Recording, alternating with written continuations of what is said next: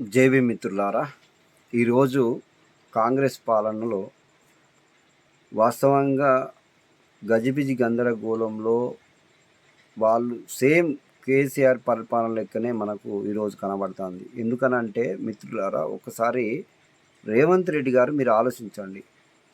కేసీఆర్ ఎందువల్ల ఓడిపోయిండు, ఆ రోజు ఎందువల్ల అధికారంలోకి వచ్చిండు అన్న విషయం మీకు పూర్తిగా కొంతవరకు తెలియాలి.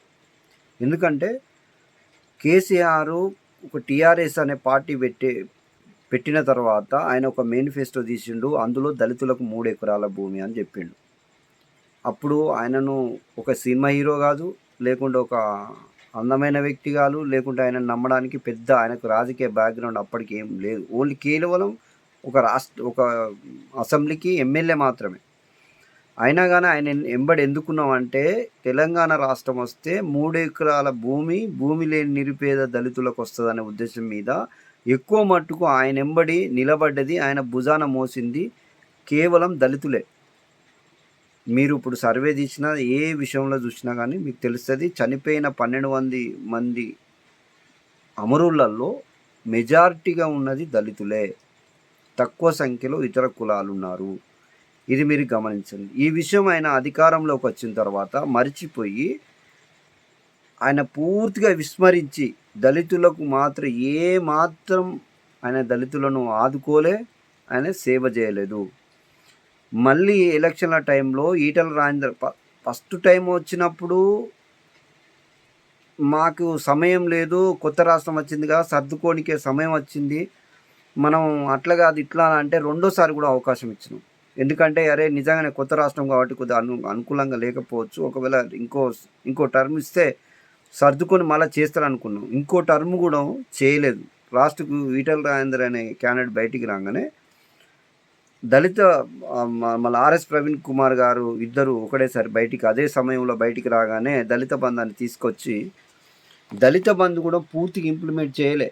కేవలం వాళ్లకు అనుకూలమైన వాళ్ళకు, అది కూడా నియోజకవర్గానికి 400 మాత్రమే యూనిట్లు ఓపెన్ చేసి, 400 యూనిట్లు వాళ్ళకు అనుకూలంగా ఉన్న వాళ్ళకి ఒక గ్రామంలో 2 గ్రామాలలో మాత్రమే పనిచేసి, ఎందుకంటే ఒక్క గ్రామంలోనే 400-500 మంది ఎస్సీలు ఉంటారు.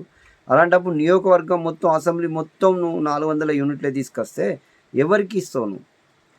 అలా అని 2-3 విలేజ్లను నియోజకవర్గానికి కేటాయించి వాళ్ళకు సంబంధించిన వాళ్ళు ఇచ్చి 3 లక్షలు వాళ్ళ దగ్గర నుంచి తీసుకొని ఆ దళిత బంధుని ఇవ్వడం అనేది జరిగింది. అది 400 యూనిట్ల వరకు. అంటే దళితులకు మీరు ఏం చేసిరు? అది చేయలేదు. మీరు రేవంత్ రెడ్డి మీరు గమనించండి.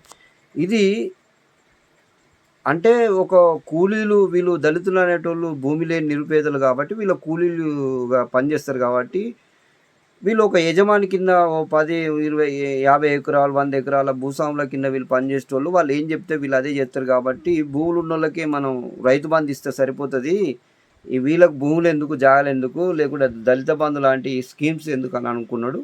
ఇయ్యలే. లాస్ట్కు ఓడిపోయే సమయం వస్తుంది, నాకేమో వస్తుందేమోనని ఆర్ఎస్ ప్రవీణ్ కుమార్ గారును ఇటు ఈటల రాజేందర్ బయటికి రాగానే 10 లక్షల దళిత బంధును ప్రకటించిన తర్వాత, అంటే ఇంకో విషయం మీకు తెలవాలి, ఈ ముఖ్యమంత్రిని దళితులను ముఖ్యమంత్రి చేసింది అన్నది కూడా వీళ్ళు మర్చిపోయేది. 3 ఎకరాలు ఖచ్చితంగా దళితులకు ఇచ్చేది ఉంటే పెద్ద దాన్ని తీసుకోపోదురు. దళితులను ముఖ్యమంత్రి చేస్తా అన్న విషయం కూడా పెద్దగా పరిగణలోకి తీసుకోపోదు. ఎందుకంటే 3 ఎకరాలు ఇచ్చిన తర్వాత పెద్దగా దాని గురించి ఎక్కువ ఆశించపోదురు. కానీ అది చేయలేదు, ఈ 3 ఎకరాలు చేయలేదు, అసలే మర్చిపోయాడు. ఇతనన్న దళిత బంధు కూడా ఇయ్యలేదు.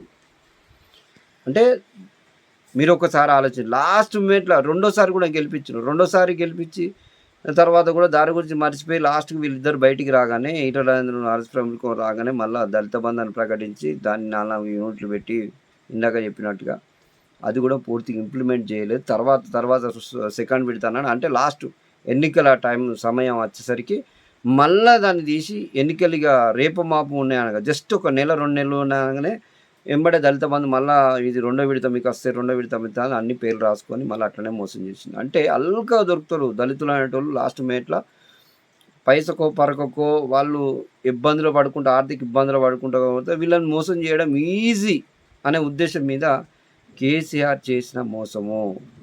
మీరు గెలవడానికి కూడా కారణం ఏంటంటే కేసీఆర్ మీద వ్యతిరేకత ఒకటైతే, రెండోది మీరు నీలి కండువ అంటే దళితులు ఎక్కువ ప్రేమించేది నీలి జెండాను ఎక్కువ ప్రేమిస్తారు.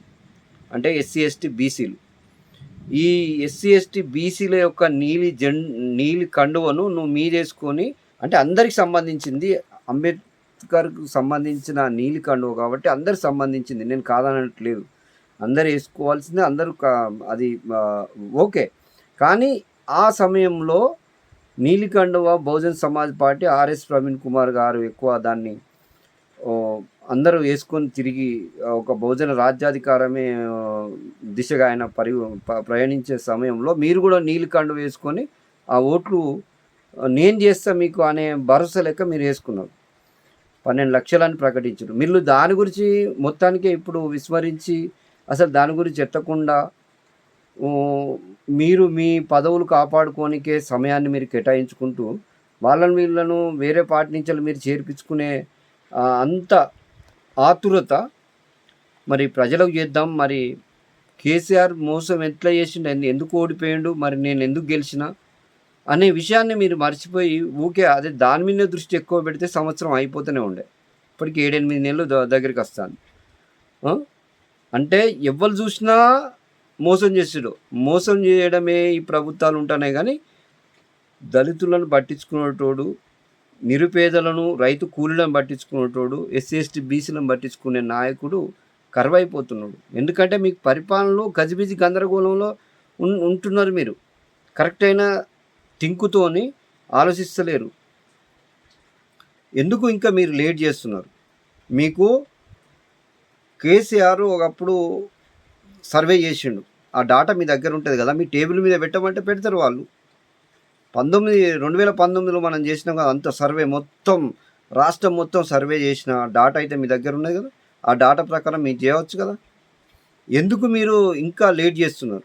ఆ డాటా ప్రకారం అయితే మీకు ఇంకా ఈజీగా ఉంటుంది కదా, పరిపాలన చేయడానికి ఇంకా ఈజీ ఉంటుంది. అంత సిస్టంలో ఎక్కి ఆల్రెడీ ఉంటుంది అది.